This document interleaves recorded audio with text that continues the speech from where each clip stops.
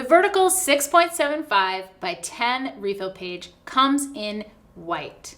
You'll notice with this white page, you can fit 4x6 photos on it, but you'll fit about 1 to 2 photos on that page unless you crop them down. Here you'll notice a durable edge and also the 2 stitches, which make this compatible with the Creative Memories album system.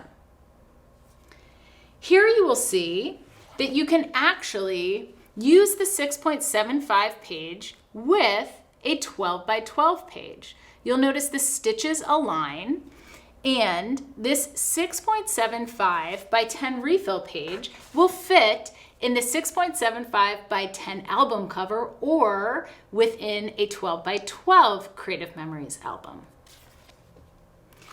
Within this pack of refill pages, you will also receive 12 pages and 12 clear page protectors.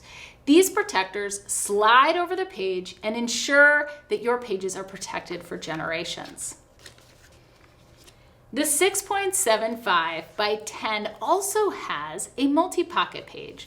This is perfect when you want a traditional photo album look and you want to just slide those photos into that album. You also have the ability to journal and create captions for your pages.